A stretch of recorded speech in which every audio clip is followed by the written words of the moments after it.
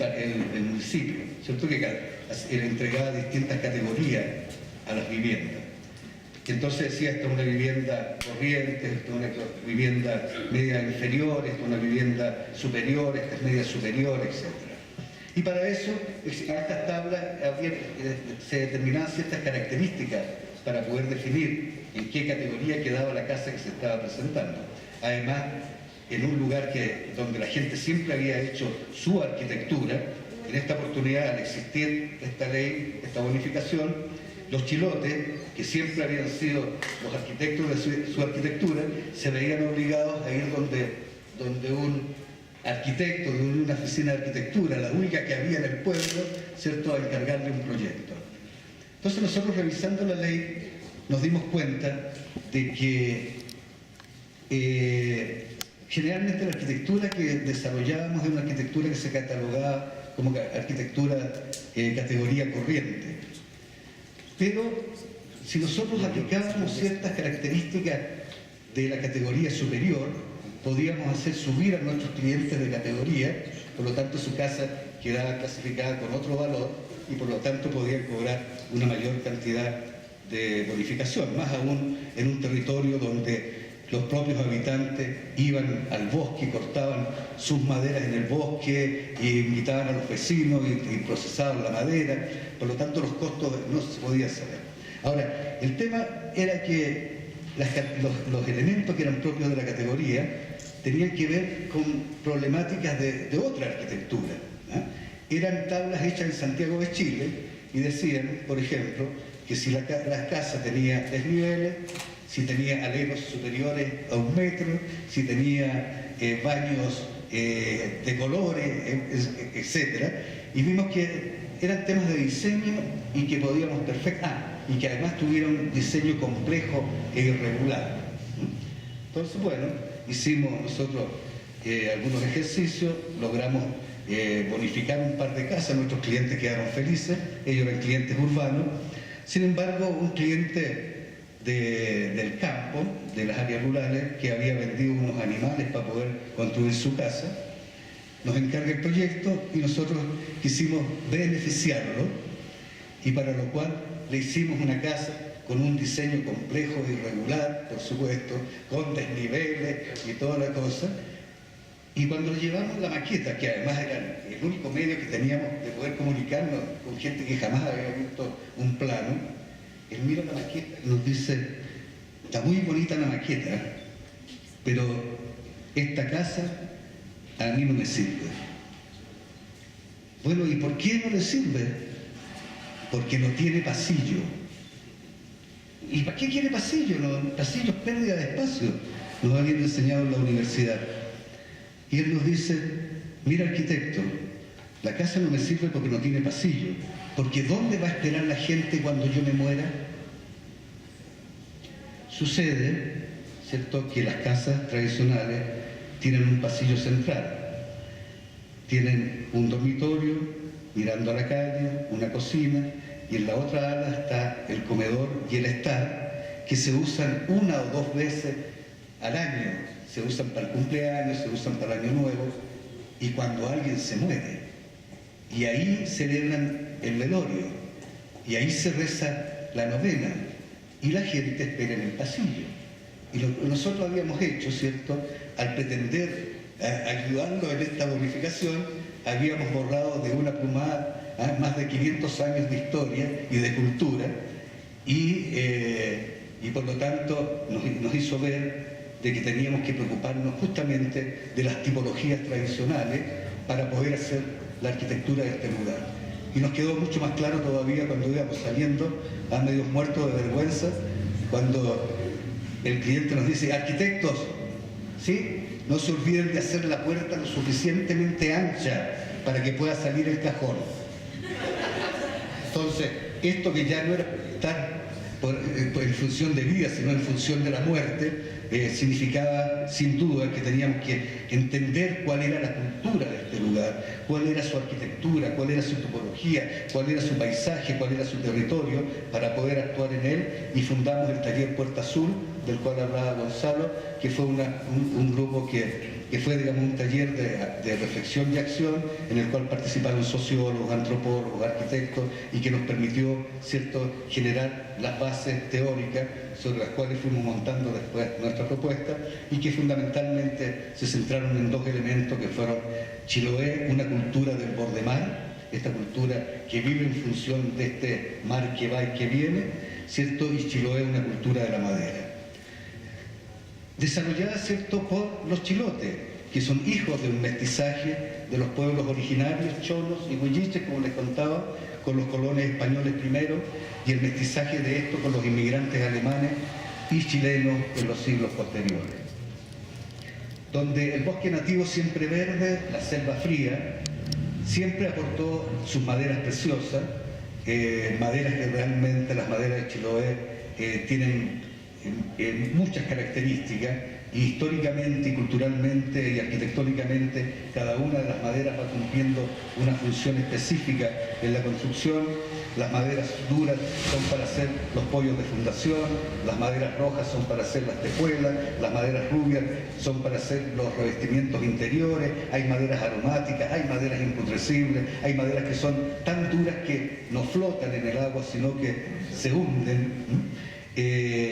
Y por lo tanto, la existencia de este bosque siempre verde fue el que aportó, ¿cierto?, el material esencial para construir esta cultura, y aportó además los elementos mitológicos clave sobre el cual se funda la cultura.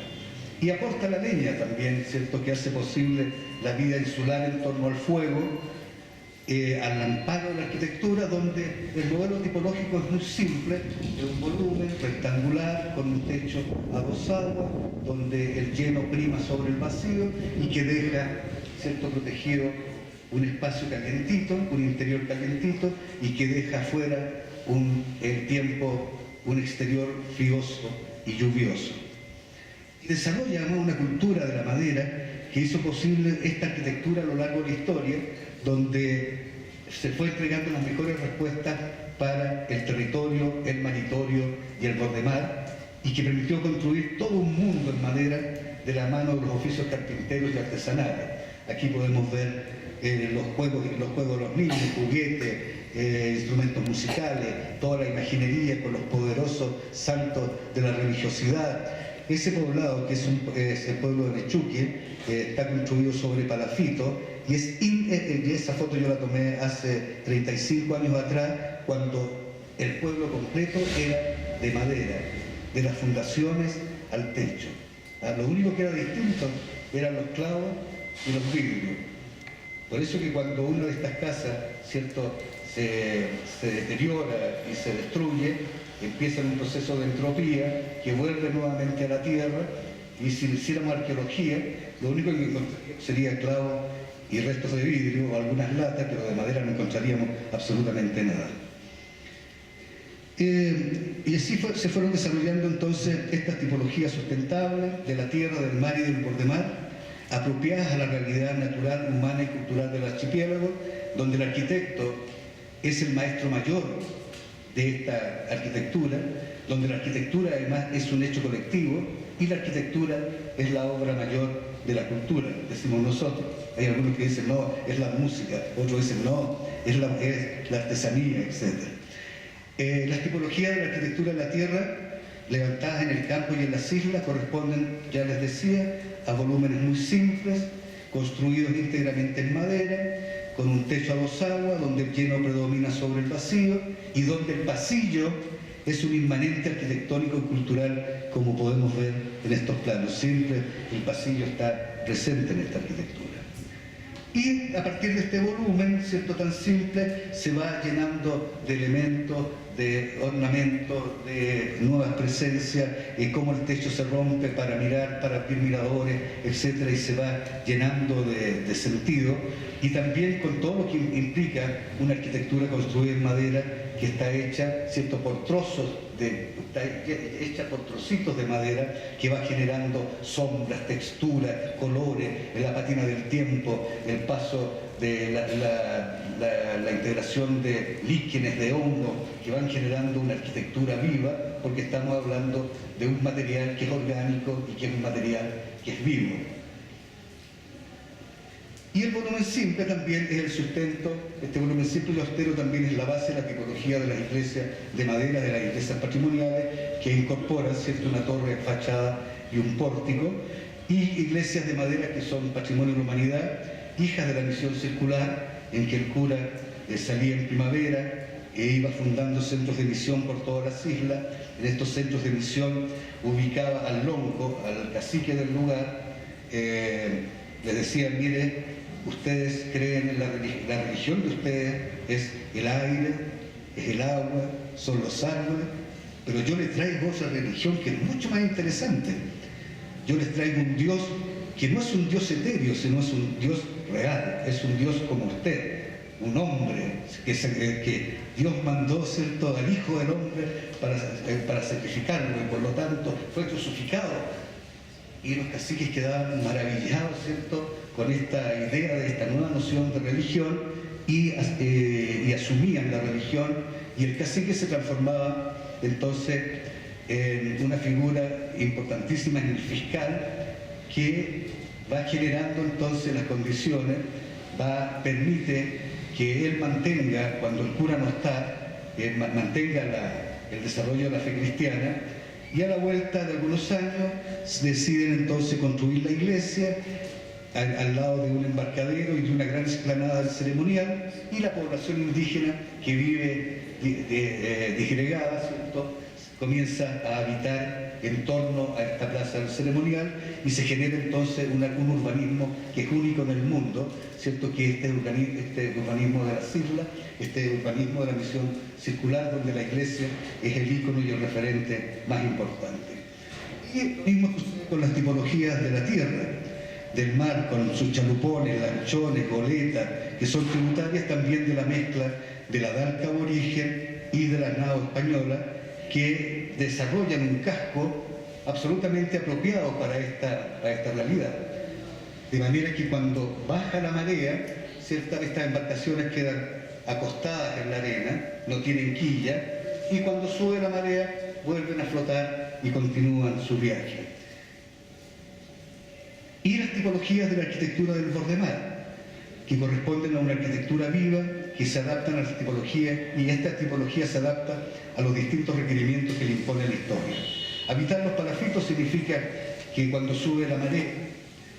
la embarcación puede llegar directamente hasta la casa, hasta la terraza, y cuando baja la marea es el fondo del mar que se convierte en un gran huerto marino que permite que los habitantes, ¿cierto?, bajen a recoger mariscos, a recoger algas, etc. Es la realidad de una arquitectura que es efímera, versátil, ecléctica, parte de una cultura viva que llega al siglo XXI con todos sus códigos genéticos vigentes, pero fuertemente tensionada por el desarrollo del mercado y el progreso, más todavía en un país como Chile, ¿cierto?, que abrazó el libre mercado con una fuerza inusitada, que está destruyendo muchos de estas culturas y de estas culturas tan pequeñas, tan frágiles, y de este tipo de arquitectura. En este contexto, entonces, las tipologías propias de la tierra, el mar y el bordemar,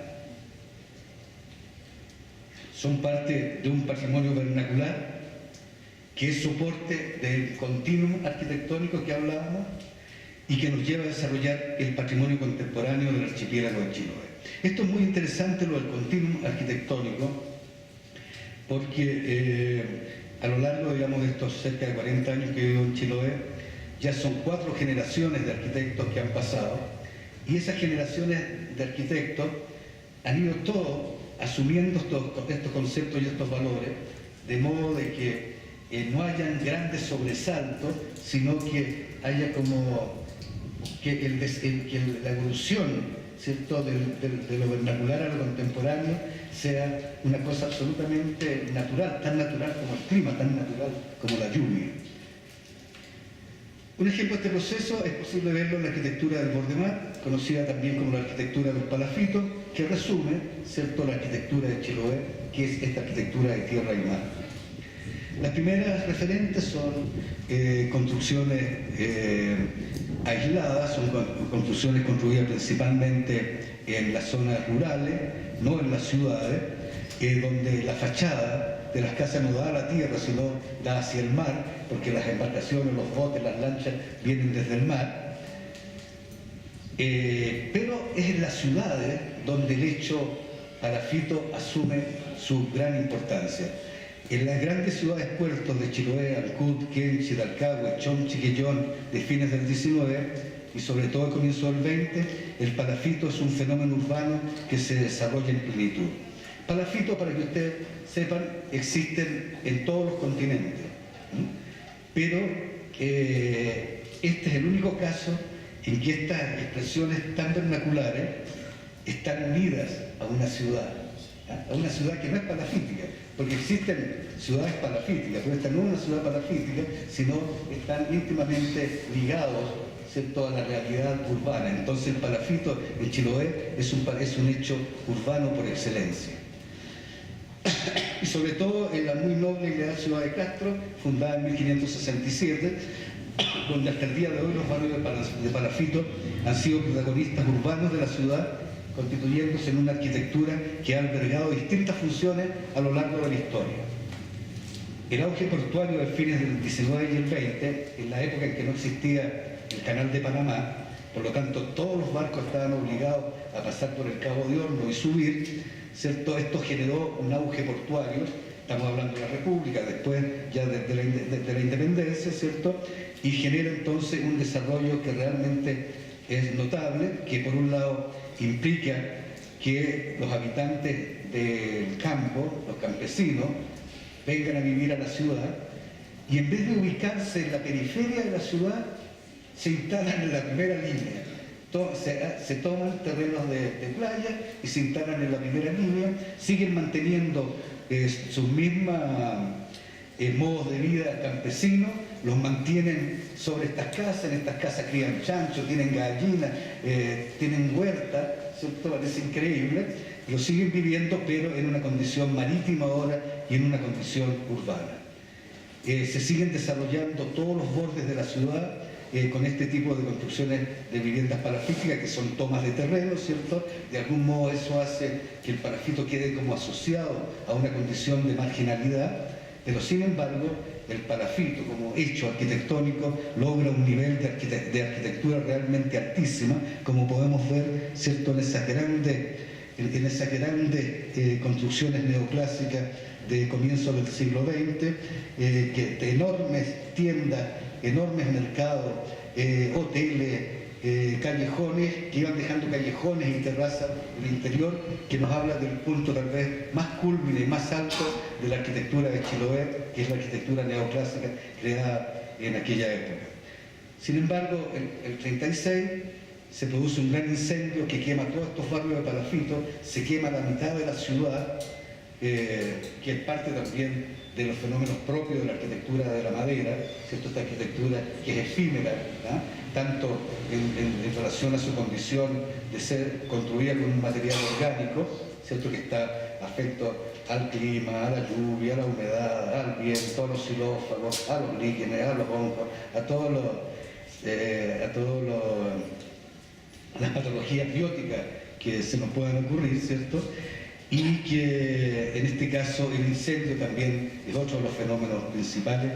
que ocurren en estas ciudades de madera. Y que cambia radicalmente la imagen de Castro, que pierde la ciudad neoclásica, ¿cierto?, y se construye con una arquitectura baucasiana, de hormigón, donde aparecen ya en el 36, o sea, estaba casi recién creada la Bauhaus, ¿cierto?, y se estaban haciendo arquitectura Bauhaus en Castro, en una ciudad moderna, en pleno corazón de las islas, que no tenía nada que ver, ¿cierto?, con la realidad del lugar. Pero, no tengo el ejemplo acá, los carpinteros chilotes rápidamente toman estos elementos, esta